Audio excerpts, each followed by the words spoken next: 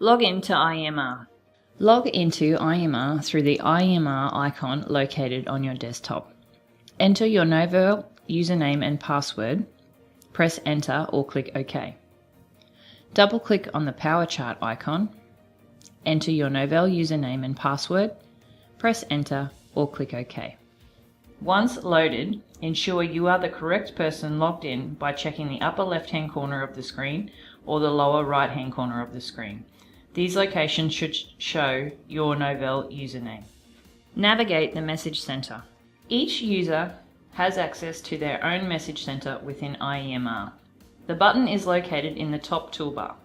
Information found in the ieMR center includes orders, results, and documents that have been returned from the lab or forwarded on from another clinician.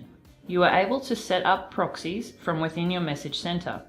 A proxy is someone you can nominate to receive certain areas or all areas of your message center.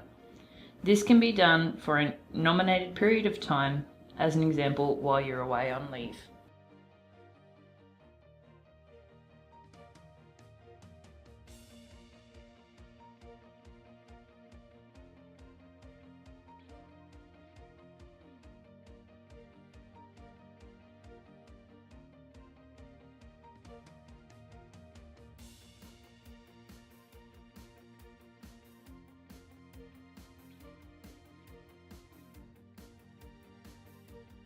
Use the refresh button. Each page within ieMR requires a manual refresh to ensure the most relevant information is being displayed. The system does not automatically refresh due to the large size of the program and also due to the fact that multiple clinicians can be working in the same patient's chart at once. The refresh button must be clicked regularly or on the navigation of each new screen. Flip your role using My Experience User Console button.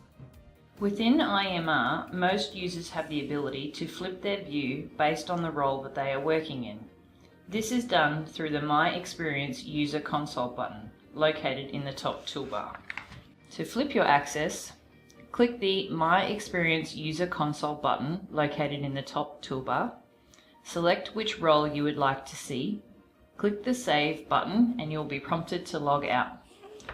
Log back into the appropriate application and you will see your view has changed. The changes affect things such as the landing page and the Navigator bands that default open in interactive view. Create a community health patient list. You are able to set up a community-specific patient list by clicking on the Community Health Patient List button from the top toolbar. You must select the location by clicking the Location Selection field. Expand the location to find your team. Click in the box beside your team, stream, location and click Apply Filter. Selecting a community encounter. Do a search for your patient by using the Patient Search field in the top right-hand corner window. Place the patient's URN in the search field and click the magnifying glass or click Enter. You are also able to search for your patient by using their name or PIN number by clicking the drop-down arrow beside the search field and changing the search option. Ensure the correct patient is selected from the top half of the screen and choose the appropriate encounter from the bottom half of the screen. The encounter type should say Community Health for a community health encounter. The status of the encounter should be active. Once selected, click OK and the appropriate community health encounter will open. If there is no active community health encounter, one must be created. Further instructions in this video are supplied. Create an encounter. Community staff are able to manually create a patient encounter, as long as they have had a previous encounter in Hibiscus. Once logged into PowerChart, click the Conversation Launcher button from the top toolbar. Select Community Registration icon. Search for your patient's URN. Click the Add Encounter button. Enter TTH in the Facility Alias field and click OK. You must then enter the required fields and click OK in the encounter screen. You will then be able to use the community encounter.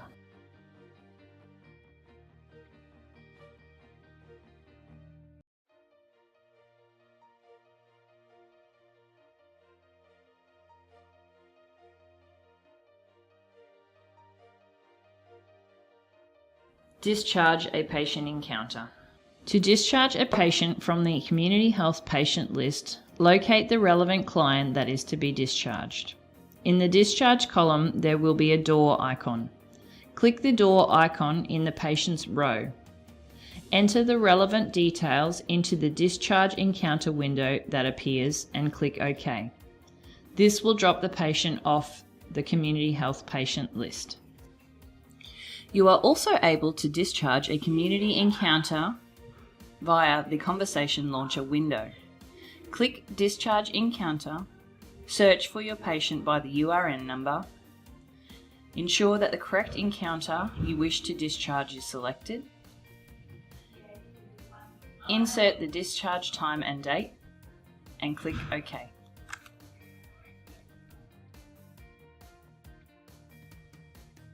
Add documentation or progress note. To add a document within ieMR, click on the documentation bar from the menu on the left-hand side of the screen. Click the plus add icon. Select the type of note, e.g. progress note community. Choose the template type. For this example, I will use progress note blank. Ensure you retitle the document appropriately before clicking OK. Normal naming convention within Townsville Hospital is Team, Role, Reason. Click OK. Write your progress note. Use the auto text function. Auto texts are preset templates that are available within ieMR. To select an auto text from within your note, click the grave key, which is the button to the left-hand side of the number 1 key on your keyboard. It looks like a squiggle. A menu option will now appear. Double-click on the problem auto text and this will automatically pull in the documented alerts for your patient. Other things like height and weight and vital signs can also be pulled into your progress note by using an auto text. You are also able to set up your own auto text within the system. Complete documentation or progress note. Once you complete the progress note, click this Sign Submit button to publish the document. This means your document will be published, however you will be unable to make changes to the original text you have written. You will only be able to add addendums to the document after clicking Sign Submit. The Save and Close button is available. If you choose to save and close your document, you can choose to review and modify the document from within your message center or from within the patient's chart later on to complete. Document an ad hoc form. The ad hoc function is a place where you can view power forms within ieMR. It is often referred to as a virtual filing cabinet. The ad hoc button can be found in the top toolbar. The power forms are filed underneath the relevant work group and discipline. You are able to document any of these forms by putting a tick in the box beside the form and clicking the Chart button. Always remember to click the Sign button on the form when you have completed the document. Review all documentation in the patient's chart. You are able to review patient documentation in multiple places within the patient's chart. The first place that I will demonstrate is within Forms. I've clicked on the Forms option in the menu on the left-hand side. Once the Forms option opens, you are able to double-click on any of the forms showing to view. A single click on the red X will close the form. Be mindful of the grey date range bar that runs across the top of the screen, as it will only show forms from within this grey date range. The second place you're able to view patient documentation is within the Clinical Notes view bar from the menu on the left-hand side. You'll notice that the documents are filed away by type to help the user find the relevant documents they're looking for. Double-click on each relevant folder. This will expand to give you a number of options and show you the documents housed within. The third place to view documentation within the patient's chart is the Continuous Doc bar from the menu on the left-hand side. From within Clinical Docs, you're able to scroll through the documentation chronologically by using the bar on the right-hand side of the screen. You are also able to apply filters such as timeframes and authors to view specific documents you are looking for. You are also able to perform a search function to look specifically for a word within the documents that you wish to find. Student documentation and supervisor sign-off. When a student nurse logs into ieMR and documents against a patient's record, a verification code will appear beside their entries. Once the student nurse has finished documenting, the supervising RN should immediately log into ieMR, into the same patient's chart where the student had been documenting, and click on the Authenticate button. All entries default to show that they are ready for authentication. Clicking the Sign button will sign off the student's entries. There is a Modify button in the event that modifications need to be made to the results entered. How to update a power form. Navigate to the Forms option in the menu in the patient's chart. Ensure that the date range that's showing at the top of the page is appropriate for the time frame where the previous ad hoc form was completed. Locate the form you wish to update and conduct a right-click over the form. Select the Modify option. Move through the form, changing or adding additional information where required. Use the green tick symbol to sign once complete. Once all changes are complete, you'll notice the status of the document is changed to modified. Print a patient label. To print a patient label or wristband, select the Documents button from the top toolbar. Click the I icon and enter the patient's URN. Click the Search button. Select the correct patient from the top half of the search window and the relevant encounter from the bottom half of the search window and click OK. Select Patient Label or the Adult Wristband option from the right-hand side of the screen. Then press the printer icon. You must select the appropriate printer number and click OK. You are able to set up default printers if you work in the same location often within TTH. You are also able to scan the printer with the hand scanner to select the appropriate printer from the list if the hand scanner is available. Add an allergy for a patient. From within the patient's chart, click on the Allergies bar in the menu on the left-hand side. Review documented allergies and select Mark All as reviewed. Note the review date will update. Click the plus Add button to add an allergy. Select the Catalog tab from the left-hand side of the screen and choose from the preset folders. Select the generic drug folder, double-click on the amoxicillin drug, add a category and severity to the right-hand side of the screen. You'll notice these are yellow fields, which means they are mandatory. On the left-hand side of the screen, the top 40 reactions folder will now become available. Double-click on the rash option and click OK. And if the patient has no known allergies, there is a Known Allergies button that you can click. The Allergies window will display with all of the relevant fields entered, and you must click OK to save. Add an alert or a problem for a patient. To add an alert in ieMR, select the Alerts and Problems bar from the menu on the left-hand side. Review the previous problems. Click the plus Add button at the bottom of the screen underneath the Problems heading. Select the Alerts Home Environment folder from the preset folder structure located at the bottom half of the window. Double-click on the Dangerous Animals alert. Enter any other relevant information and click OK. Add patient history. To add a history into ieMR, select the Histories bar from the menu on the left-hand side. Review previous histories.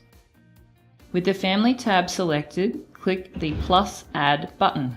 You are able to see the family members running across the top of the graph and the conditions running down the left-hand side of the graph. You are able to add additional family members by clicking on the Add Family Member button from the right-hand side of your screen. You are able to indicate a plus symbol in the right-hand side of the column in the appropriate condition field. Double-click on the plus symbol. This will allow you to enter additional information about that particular family member and their current condition. Click OK to complete.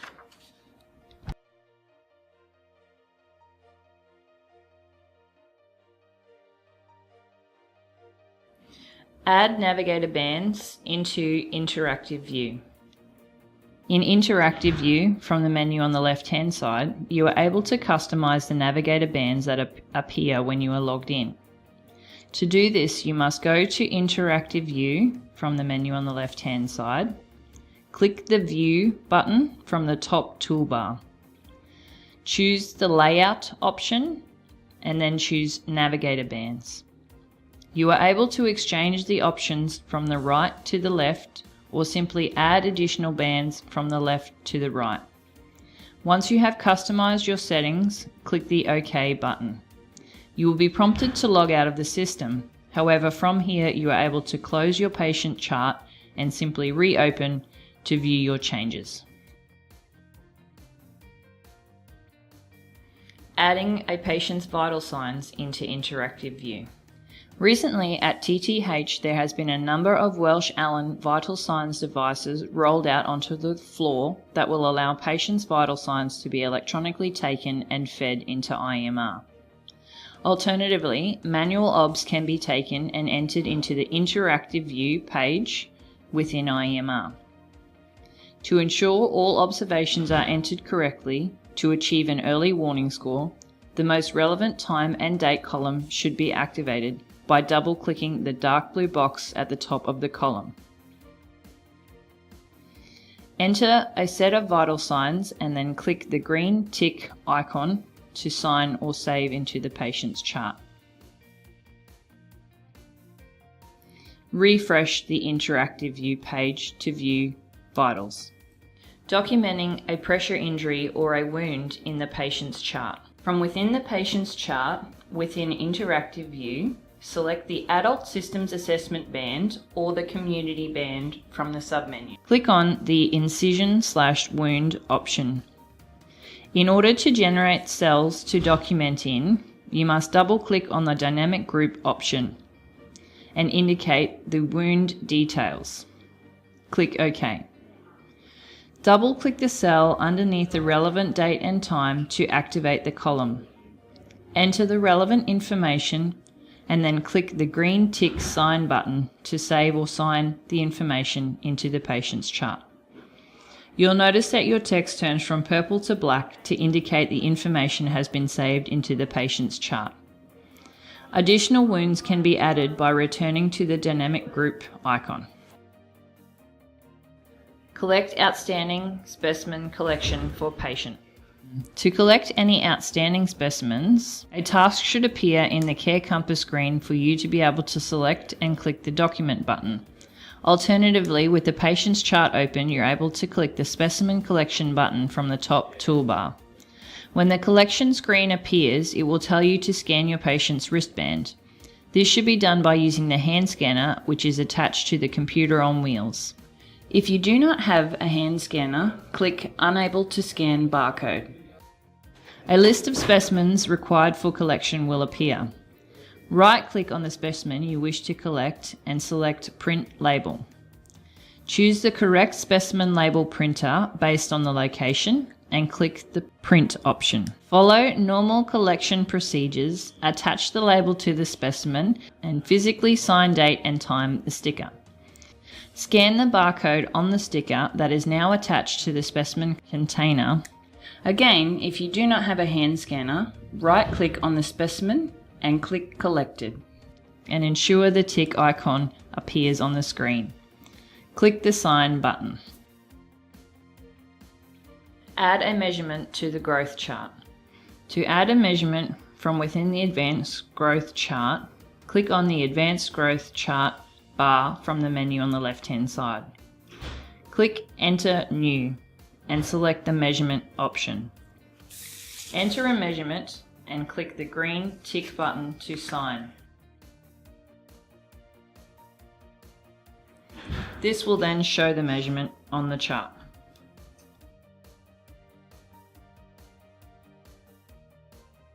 Create a case conference list. To create a case conference, click the Patient List button from the top toolbar. Click the List Maintenance button, which is the spanner icon. Click New to create a new list. Select the Custom option and click Next. Enter the case conference title and date in the name fields and click Next. In the proxy field, select the appropriate group, e.g. CR Social Work. Select Full Access from the Access field. Click Apply and then Finish. Make the case conference list active and click OK. Select the Case Conference tab and move any relevant patients from any of your other location lists over to the custom list by performing a right click on their name and selecting Add to a Patient List.